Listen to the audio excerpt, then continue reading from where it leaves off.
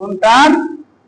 চোখ তথা ক্যামেরার চাইতে আমাদের চোখের যে আল্লাহ মেগা পিক্সেল তথা পাওয়ার বা শক্তি দিয়েছেন, লাখ টাকা মোবাইলটার প্রায় 12 গুণ বেশি শক্তিশালী আমাদের একটা চোখে আল্লাহ পাক রব্বুল আলামিন দিয়েছেন বলে সুবহানাল্লাহ। তাহলে চিন্তা করা যায়, এই দুটি চোখ দিয়েছি বলে দেখো যে কত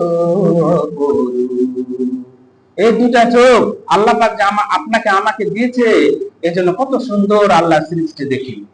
নিজের বাপকে চিনি, নিজের মাকে চিনি, সবাইকে চিনি।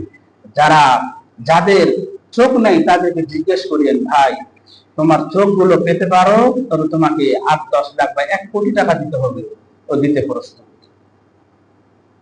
তাহলে বিনামূল্যে দুটা চোখ আল্লাহ পাক রব্বুল আলামিন আমাদেরকে দিয়ে দিল। তাহলে একটা চোখ, খালি চোখের ভিতরে যে কত কি রয়েছে আমি আপনাদেরকে বলে শেষ করতে পারবো না। তবে একটি আকার ইঙ্গিত দিব, যাতে করে আপনারা ঠিক মতন নামাজ পড়তে আসেন, মসজিদে আসেন, আর আল্লাহর দিকে সেজদা অবনত হয়ে যান। তাহলে মানুষের একটা চোখের মেগাপিক্সেল কত? 576 মেগাপিক্সেল। সুবহানাল্লাহ।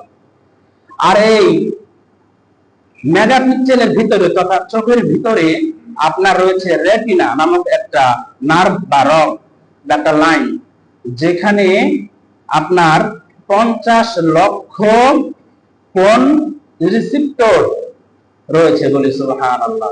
এই রিসিপ্টরের কাজ কি?